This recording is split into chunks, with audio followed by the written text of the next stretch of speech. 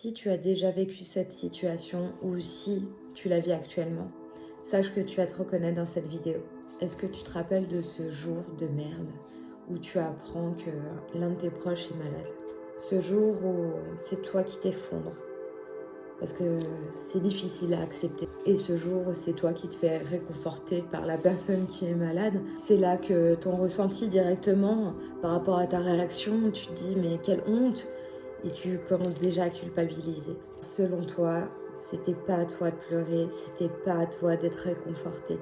Cette personne, ce proche malade, va commencer à entamer donc toutes les démarches médicales dans le chemin de sa guérison. Je ne me rends pas trop compte, tu vois. Tu te dis, bon, normalement, s'ils suivent bien ce que les médecins leur disent et tout, ça devrait bien fonctionner, ça devrait bien marcher. Donc du coup, je suis tranquille, entre guillemets. Il a juste à aller faire ses consultations, faire son traitement et tout ira pour le mieux.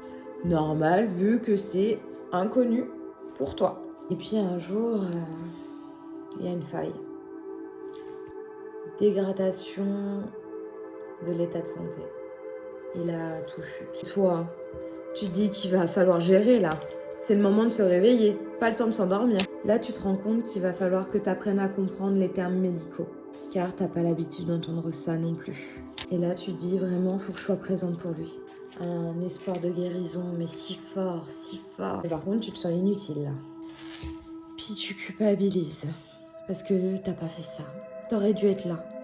T'aurais dû prendre le temps de faire des restaurants, discuter, aller dans le jardin. Mais tu t'en rends pas compte. Mais tu culpabilises vraiment, vraiment au fond de toi. En plus de ça, t'es impuissante. Qu'est-ce que tu veux faire? Qu'est-ce que tu peux faire? Comment va être l'avenir? Tu sais pas, parce que t'es pas médium. Puis tu te poses la question réellement de qu'est-ce qu'il ressent, quoi. Parce que t'es pas dans lui, tu sais pas. Puis là, tu donnes à fond, hein.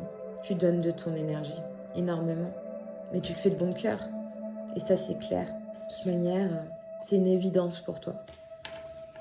Tu essaies de temps en temps d'en parler à ton entourage. Mais bon, au final, tu en parles une ou deux fois. Et puis tu te dis, moi, je vais pas les embêter avec ça. C'est déjà lourd pour moi. J'ai pas envie que eux aussi aient cette lourdeur. J'ai pas envie qu'ils s'inquiètent pour moi. Moi, je vais bien, je suis en bonne santé. Souvent, on te dit des choses comme ça. Faut que tu restes forte. Ou toi, t'es une personne forte, ça va aller. Tu sais gérer la situation, t'as un bon contrôle. Ou tu l'as déjà vécu, donc c'est facile pour toi. Je te vois pas pleurer, mais t'assures vraiment. Je sais pas comment tu fais, hein, parce que moi, je m'effondre à chaque fois que je le vois. Bah oui, en face de cette personne-là, tu vas sourire, tu vas essayer de lui changer les idées, tu vas essayer de mettre des couleurs vestimentaires, tu vas tout faire pour son bien-être. Puis ce sourire-là, bah, quand tu es dans ta voiture, quand tu es toute seule, bah, c'est là que tu vas craquer. Toute seule, en général. Parce que tu n'as pas envie que les autres s'inquiètent pour toi, que les autres se disent ah, elle va pas y arriver et tout ça, ou qu'ils te prennent un petit peu pour une folle et qu'ils comprennent pas cette situation où toi tu as envie de donner parce que tu as de l'espoir. Mais ça, ils comprennent pas forcément que c'est une charge mentale, que là tu es chargé émotionnellement. Bah vu qu'ils comprennent pas, bah toi tu t'isoles. On serait même prêt à faire de l'auto-sabotage pour se retrouver seul avec soi-même. Mais à la fois, d'être seul avec soi-même devient compliqué parce que du coup, on est confronté à toutes nos émotions à l'intérieur. Et du coup, ça ne va pas. Et une chose est sûre, c'est qu'on garde espoir. Des fois, tu as envie de profiter quand même de la vie et passer des moments avec tes amis, la famille et tout ça. Et puis, tu te rends vite compte que, vu que tu es chargé là-bas dans ta tête, hein, bah, ça devient compliqué. Mais vraiment compliqué. Parce que t'es pas du tout dans le moment présent. Même tu culpabilises de vivre ce moment présent. C'est hyper compliqué, c'est hyper... tu sais pas quoi faire, tu culpabilises tout le temps. Tout le temps. Parce que toi, tu te mets à la place de lui ou d'elle. Tu te mets à la place de la personne qui est malade. Donc profiter du moment présent est hyper compliqué. Parce qu'en plus, dans ta tête, t'as un timing. Et des fois, tu es un petit peu fatigué et tu te dis non, tiens, aujourd'hui, j'irai pas. Puis tu as la personne au téléphone et là, tu te dis, bah non, ça va pas. Elle a besoin de soutien, donc là, je vais y aller. Ouais, je vais y aller. Mais la priorité, c'est aussi toi, parce que si tu vas pas bien, en fait, tu peux pas l'accompagner comme tu veux. Tu t'habitues, hein, les hôpitaux, tu les connais par cœur. Les médecins, tu sais quand il faut intervenir, montrer que tu es là, parce que suivant la personne qui est malade, suivant l'âge, des fois, il faut intervenir. Tu essayes un maximum de faire confiance à la médecine. Et pendant ces années ou ces mois, tu as plusieurs ressentis. L'impuissance, une peur qui te ronge de l'intérieur, des chocs émotionnels et visuels, des pertes de contrôle de nos émotions, beaucoup de fatigue et on a du mal à être concentré dans le moment présent. Je ne veux pas le montrer, mais au fond de toi, ça bouillonne. Des fois, tu as des petites crises d'angoisse, mais qui sont à vue d'œil des gens, mais c'est rien comparé à ce que toi tu caches. Quand tu pleures vraiment, quand tu as vraiment peur, que tu sais pas quelle va être demain. Forcément, la culpabilité, ça te crée une moins bonne confiance en toi. Et aussi, le fait est que tu t'éloignes, que tu repousses un peu les autres parce que tu as besoin de t'isoler. Forcément, tu as moins de liens sociaux. Les gens pensent que tu fais la gueule et puis d'un côté, il y a une part de vérité parce que si tu regardes... tu vas chercher la petite bête. Parce que tu as envie de t'auto-saboter pour qu'on te laisse tranquille. Donc, tu vas chercher la petite bête qui fait que... Alors qu'au fond de toi, tu les aimes totalement et qu'il n'y a pas de souci. Mais par contre, tu voudrais qu'on respecte ce moment-là. Tu voudrais qu'on respecte que tu aies besoin de calme et de détente. Et que tu as besoin de soutien aussi, mais qu'il faut qu'ils te comprennent. Chose qui n'est pas toujours évidente. À chaque fois que ton téléphone sonne et que tu as un message sur ta messagerie, tu commences à t'inquiéter. Tu as ton cœur qui palpite, tu as limite la tête qui tourne parce que tu te dis qu'est-ce qu'on va me dire encore? Qu'est-ce qu'on va m'annoncer? Pourquoi l'infirmière m'appelle? Pourquoi le docteur m'appelle? C'est assez stressant quand même. Mais ce stress, en fait, tu le vis en même temps que la personne qui est malade. Mais sauf que toi, tu peux pas le montrer. Tu pourrais, mais tu veux pas le montrer. Puis ta petite voix à l'intérieur de toi s'associe à des images chocs. Alors que ce soit sous forme de cauchemar ou de petites visions quand tu fermes les yeux, des fois, il y a des images qui te perturbent. C'est pas toujours évident. Et tant que tu les as pas acceptées au fond de toi, elle va t'envoyer comme ça plein de fois dans la journée. Et là, tu vas pas être très bien. Mais tu vas contrôler, tu vas encore gérer. Du coup, ça fait partie aussi des choses que ça t'apprend, d'accompagner une personne qui est malade. C'est que du coup, tu veux avoir un contrôle sur tout. Mais par contre, quand tu évolues dans ce chemin-là, tu te rends compte que tu n'as le contrôle sur rien du tout. Qu'à tout moment, tout peut basculer du côté positif au négatif. Et que là... tu grandis, tu prends une prise de maturité. Mais ça vient avec le temps. Et là, du coup, tes réflexions sont différentes. Mais à la fois, tu aimes tellement cette personne que tu veux qu'elle reste avec toi. Donc du coup, même si tu es mature, tu es là, mais tu te dis, non mais moi je veux garder espoir. Et toi, tu veux garder espoir, mais à la fois... ça ne dépend pas que de toi. La personne qui est malade, ça dépend réellement d'elle. Pourquoi? Et en fait, c'est simple. C'est parce que tant qu'elle a la motivation, tant qu'elle a la niaque, c'est super. Il y a de l'espoir pour elle, il y a de l'espoir pour toi, il y a de l'espoir pour le futur. Mais si elle commence à fatiguer, à perdre espoir, et que toi, des fois, tu es trop fière de toi parce que tu as réussi à la booster, mais que ça rechute, là, tu commences vraiment à t'inquiéter. Et à la fois, toutes ces émotions que tu as eues, tu commences à les comprendre et tu te dis, c'est vrai que des fois, il faudrait être accompagné. Et quand on a la chance d'avoir le soutien, là, vraiment, ça fait du bien. C'est une grande chance.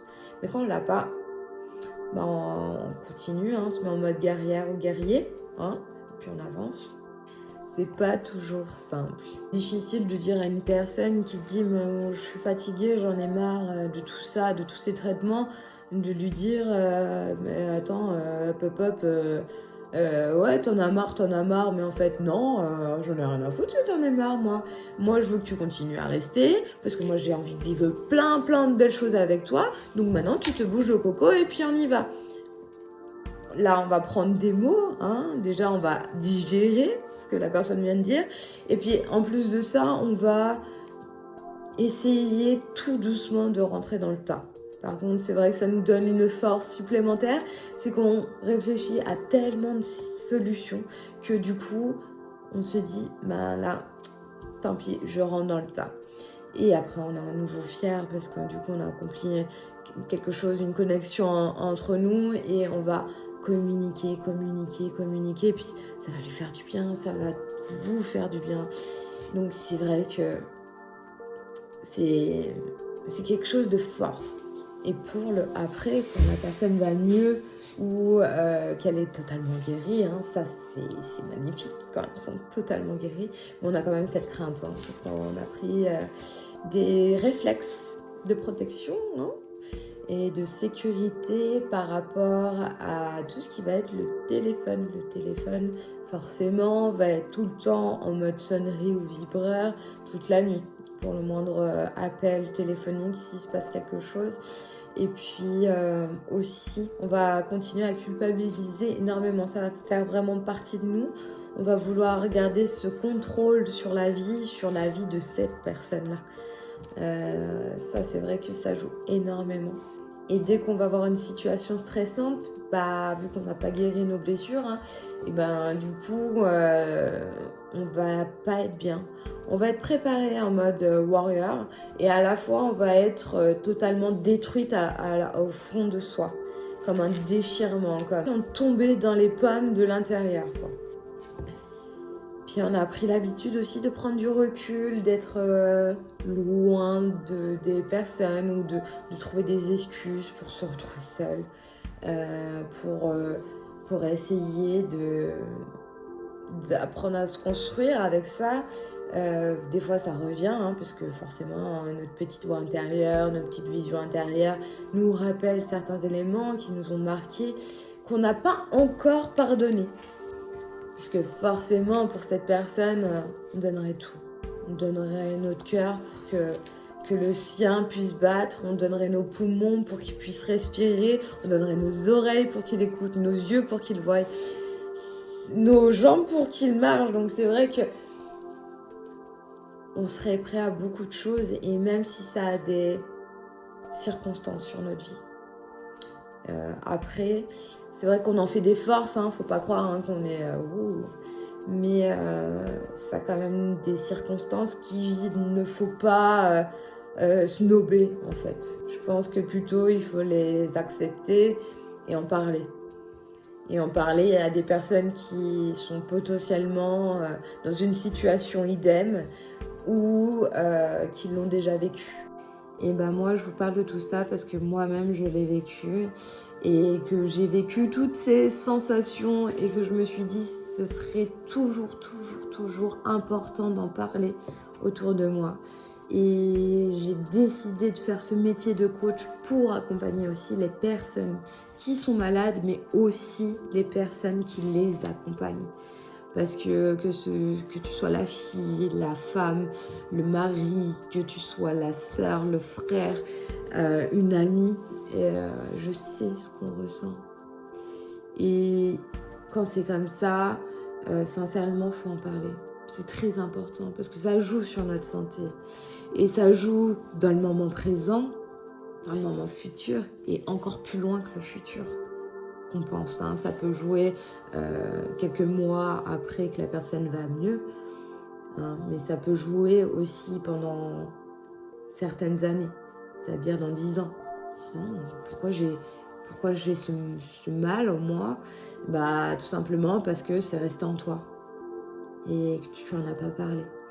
Et j'invite à toutes les personnes aussi qui connaissent quelqu'un qui vit cette situation, de l'encourager, à aller voir un coach en développement personnel ou d'aller voir un psychologue ou également aller dans des forums pour parler, pour s'exprimer, pour comprendre que oui, ça fait partie de la vie, qu'on n'est pas seul à vivre ce moment et que oui, on a accepté de faire cette mission qu'on a décidé d'accompagner cette personne parce qu'on aime cette personne et que pour nous c'est notre devoir de faire ça et c'est une belle chose, c'est magnifique, c'est waouh, c'est vraiment beau.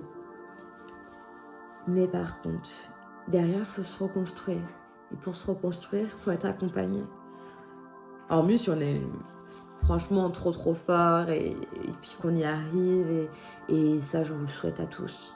Mais c'est vrai que d'être accompagné, ça fait toute la différence. J'espère que cette vidéo vous a plu et vous a apporté le soutien nécessaire. Sachez que vous pouvez m'envoyer un message sur Instagram ou via mon site internet. N'hésitez surtout pas, j'ai décidé de faire ce métier pour vous accompagner. Donc voilà, je vous souhaite une très belle journée ou une très belle soirée et je vous dis à bientôt.